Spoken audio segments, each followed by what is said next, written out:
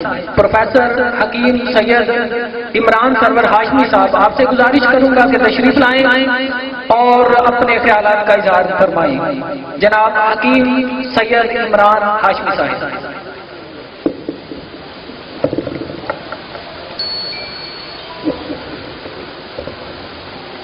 نحمدہ ونصلی علی رسولہ الکریم، اما بعد فاعوذ باللہ من الشیطان الرجیم، بسم اللہ الرحمن الرحیم۔ محترم اساتذہ اکرام و مہمان خصوصی و دیگر مہمان و عزیز حکماء و طلباء، السلام علیکم۔ میرے ذمہ جو مضمون دیا گیا تھا وہ تھا امراض مثانہ۔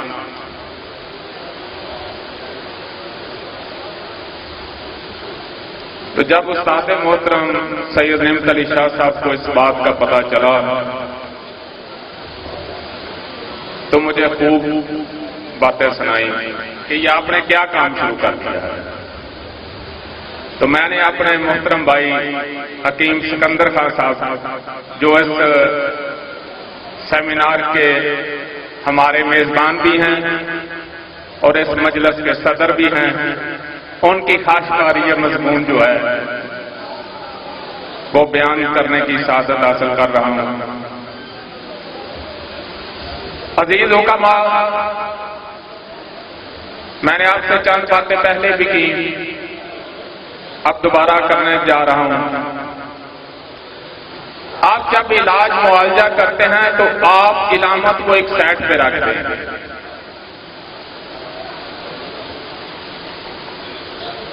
آپ اس کی تحریک، تسکین اور تحلیل کو سمجھ کر ہی علاج کریں گے تو کامیاب علاج کریں گے۔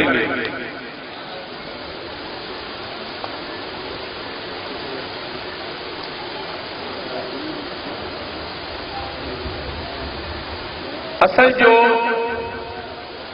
پیشاب ہوتا ہے یہ قلب و عضلات سے، جگر و غدد سے اور دماغ و اعصاب سے، یعنی پہلے عضلات جو ہیں وہ پیشاب بناتے ہیں، غدد اس کو روکتے ہیں اور اعصاب خارج کرتے ہیں۔ یہ صحت کا معاملہ ہے، اس کو ذہن نشین کرنا۔ اب ایک آدمی کی نبض جو ہے وہ اعصابی ہے،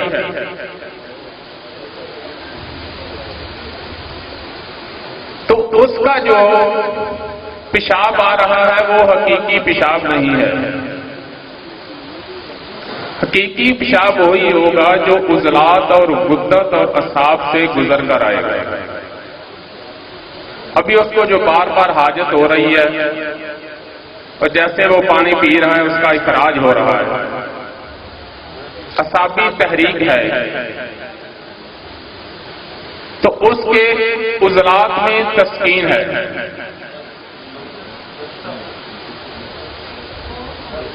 آپ نے عضلاتی سسٹم کو تحریک دینی ہے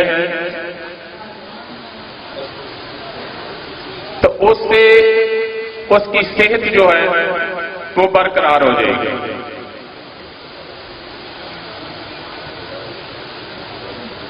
اگر عضلات میں تحریک ہے تو پھر غدد میں تسکین ہوگی، کیونکہ مثانے کا تعلق جو ہے وہ غدد سے ہے۔ آپ نے تحریک کو مد نظر رکھتے ہوئے مقام تسکین کو ہی تحریک دیں گے، مقام تسکین کو دوائی دیں گے، اس کے مرض کے درجہ کو سمجھتے ہوئے اس کے درجے کے مطابق آپ کو دوائی دینا ہوگی اور اسی درجے کی آپ کو غذا بھی دینا ہوگی۔ اگر آپ دوائی محرک اور شدید دے رہے ہیں اور غذا جو ہے وہ ملین اور مسہل دے رہے ہیں یا آپ دوائی ملین اور مسل دے رہے ہیں اور ساتھ غذا جو ہے وہ محرک اور شدید دے رہے ہیں تو علاج میں ناکامی ہوگی، کامیابی نہیں ہوگی۔ اسی طرح جب اس کا عضلاتی سسٹم میں سکیڑ ہوگا تو چونکہ پیشاب بن ہی نہیں رہا، اس لیے اس کا جو پیشاب کا اصلی راستہ تھا وہ بند ہو گیا ہے، تو گدی تحریک بڑھانے سے اس کا اخراج جو ہے وہ شروع ہو جائے گا۔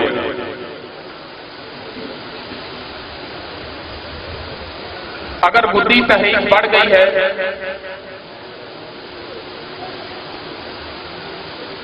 تو پھر اس کے مثانے میں بھی سکیڑ آ گیا ہے، اور اگر وہ برم تک چلا گیا ہے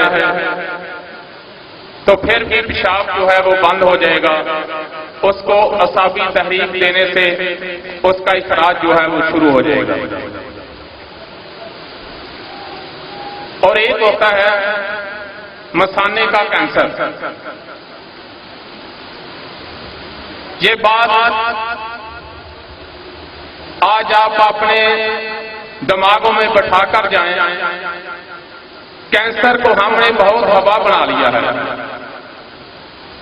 یہ انگلش کا لفظ ہے چونکہ یہی آج کل استعمال ہو رہے ہیں، تو اس لیے میں بھی یہی لفظ استعمال کر رہا ہوں۔ کہ جناب اس کا بہت مہنگا علاج ہے، ٹھیک ہے ایلوپیتھی میں ہوگا، لیکن آپ کے پاس جو تحریک، تسکین اور تحلیل کی کسوٹی ہے، یہ جو اصول و قانون ہے، آپ اس کے ساتھ کینسر کا علاج بھی کر سکتے ہیں، فالج کا علاج بھی کر سکتے ہیں۔ کینسر کہاں پیدا ہوتا ہے؟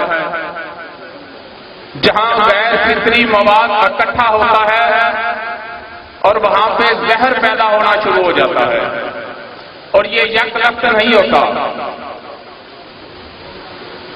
ہماری یہ طب کی خصوصیت ہے، اگر کوئی کہتا ہے ہم رنگوں سے علاج کرتے ہیں تو ہمارے پاس محرک اور شدید موجود ہے۔ کوئی کہتا ہے ہم نمکیات سے علاج کرتے ہیں، ہمارے پاس ملین موجود ہے۔ یاد رکھیں ہر ملین جو ہے وہ نمک ہے، ہر مسحل جو ہے وہ تیزاب ہے، ہر اکسیر جو ہے وہ زہر ہے۔ کوئی زہروں سے علاج کرتا ہے، کوئی کہتا ہے جناب میں ایسڈ سے علاج کرتا ہوں، ہمارے پاس مسحل موجود ہے۔ کوئی کہتا ہے میں زہروں سے علاج کرتا ہوں، ہمارے پاس اکسیر موجود ہے۔ کوئی کہتا ہے جناب ہم وٹامن سے علاج کرتے ہیں، ہمارے پاس مقویات موجود ہیں۔ جب مقامی تسکین پر غیر فطری مواد جو ہے اس میں زہر بننا شروع ہو جاتا ہے تو آپ ملین اور مسحل سے اس کا اخراج کر دیں گے، ملین مسحل سے اس کا اخراج کریں گے اور اسے اگلی تحریک کا شدید دیں گے تو اس کی صحت جو ہے انشاءاللہ بہترین ہو جائے گی۔ اور یہ صرف مثانے کے کینسر کی بات نہیں کر رہا۔ صابر صاحب رحمت اللہ علیہ نے ہمیں 6 ملین اور 6 مسحل دیے ہیں۔ ہم نے دیکھنا ہے کہ کینسر پیدا کہاں ہوتا ہے، یہ تحریک کا مرض ہے یا تسکین کا ہے یا تحلیل کا ہے۔ اگر تحریک کا ہے تو تحریک بھی 6 ہے، تسکین کا ہے تو تسکین بھی 6 ہے، تحلیل کا ہے تو تحلیل بھی 6 ہے۔ اور یاد رکھیں کینسر ہمیشہ تسکین والے مقام پہ ہوتا ہے اور فالج ہمیشہ تحلیل والے مقام پہ ہوتا ہے۔ اس نقطہ کو جب آپ یاد رکھیں گے اور استادوں کی محفل میں بیٹھیں گے، مجھے ایک بات کی بہت حیرانی ہوتی ہے، مجھے شکوہ بھی ہے خاص کر علماء سے، 12 سال 14 سال 8 سال میں وہ درس نظامی کہتے ہیں اور ہمیں کہتے ہیں یار ہمارے پاس نا ٹائم نہیں ہے۔ بھئی آپ دنیا کے دیگر کام بھی کرتے ہیں، ہمارے لیے قابل احترام ہے تمام علماء چاہے وہ کسی بھی مسئلہ کسی بھی مطلب تعلق رکھتے ہیں، کسی بھی فقہ مکتب سے تعلق ہے ان کا، قابل احترام ہے، لیکن جیسے انہوں نے دین کا علم گھر بیٹھے نہیں سیکھا، بلکہ دنیا کا کوئی بھی علم جو ہے وہ گھر بیٹھے نہیں آتا، اساتذہ کی محفل اٹینڈ کرنی پڑتی ہے، ان کی جھڑکیں برداشت کرنی پڑتی ہیں، پھر کوئی علم جو ہے وہ آپ کے پاس آئے گا۔ اگر آپ گھر میں بیٹھ کر کتابیں پڑھ لیں تو آپ عالم نہیں بن سکتے۔ گھی بنانے کی ترکیبوں کی کتابیں موجود ہیں، اور جو MBBS آتا ہے جب تک ہاؤس جاب 6 مہینے نہ کرو اس بیچارے کو پتہ ہی نہیں ہوتا پیراسیٹامول کی ہوتی ہے اور وہ دینی کس کو ہے۔ اور یہ علم طب کوئی معمولی علم تو نہیں ہے، پوری انسانی مشینری کا ہے، اس کی زندگی اور موت سے اس کا تعلق ہے، اور اس کو ہم نے اتنا آسان بنا لیا کہ ہم کہتے ہیں بس وہ جی وہ پروگرام کب ہو رہا ہے جی یہ 15 تاریخ کو ہو رہا ہے، چلیں آپ کے جی جزاک اللہ، آپ ہمارے جو ویڈیو ہے نا وہ ہمارے واٹس ایپ گروپ میں شیئر کر دیں، اللہ آپ کو جزا دے۔ بھائی علم سیکھنے کے لیے آپ کو وقت، جان، مال اس کی قربانی دینی ہوگی۔ تو کینسر چاہے مثانے کا ہو، چاہے چھاتی کا ہو، چاہے جسم کے کسی بھی حصے کا ہو، جس سسٹم میں تسکین ہوگی اور تسکین کے سبب وہ پہلے پھول جائے گا، پھر رسنا شروع ہو جائے گا۔ جب وہاں غیر فطری مواد جو ہے اس میں زہر بھرنا شروع ہو جائے گا، زہر پیدا ہونا شروع ہو جائے گا، تو اس کو آپ کینسر کہہ سکتے ہیں۔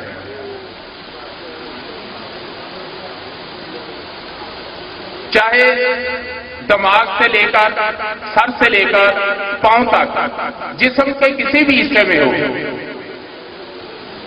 جسم کے کسی بھی حصے میں ہو، یہ اتنا مشکل نہیں ہے جتنا ہم نے بنا دیا، لیکن اس کی وجہ کیا ہے؟ ایک تو میں نے کبھی کسی ڈاکٹر کو دوسرے ڈاکٹر کے خلاف بولتے نہیں دیکھا، اور اگر کوئی آدمی جاتا ہے دوائی لیتا ہے آرام نہیں آتا، خدا کی قسم وہ آدمی پھر اسی ڈاکٹر کے پاس جاتا ہے۔ اگر اس کے پاس نہیں جاتا تو کم سے کم کسی اور کے پاس جائے گا ڈاکٹر کے پاس۔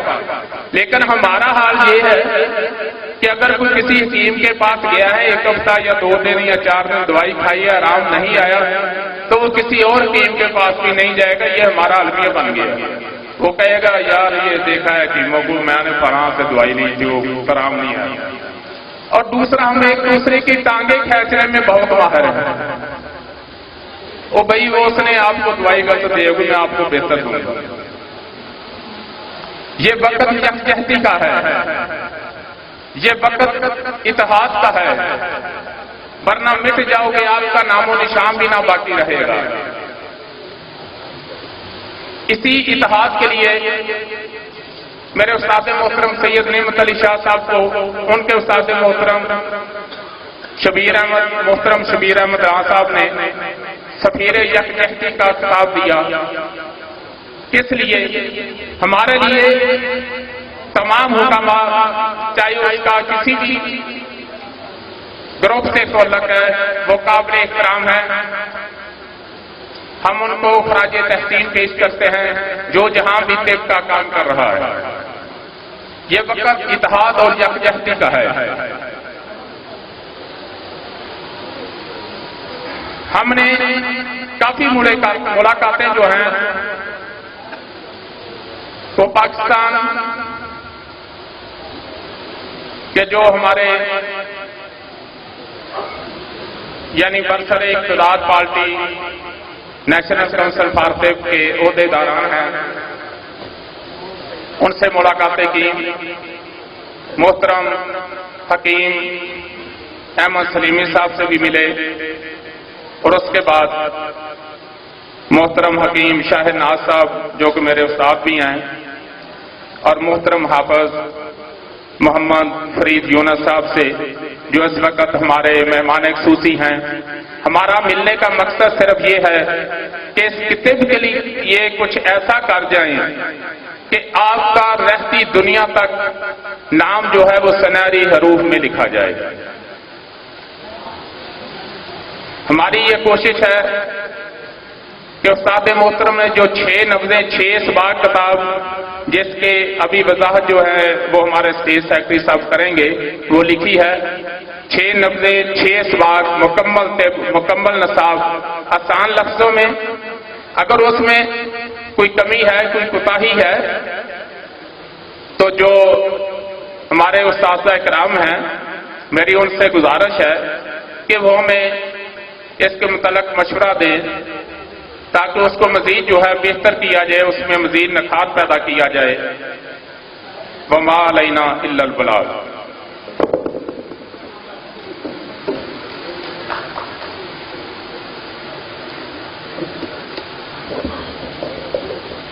جناب حکیم عمران سرور ہاشمی صاحب، آپ اپنے خیالات کا اظہار فرما رہے تھے. اب میں ہمارے جو اعزازی مہمان تشریف لائے ہیں حکیم عبد الواحد شمسی صاحب، آپ نائب صدر دوم ہیں نیشنل کونسل فار طب کے اور آپ پرنسپل ہیں سرحد طبیہ کالج کے. تو آپ سے میں گزارش کروں گا کہ آپ ڈائس پہ تشریف لائیں اور اپنے خیالات کا اظہار فرمائیں. جناب حکیم عبد الواحد شمسی صاحب.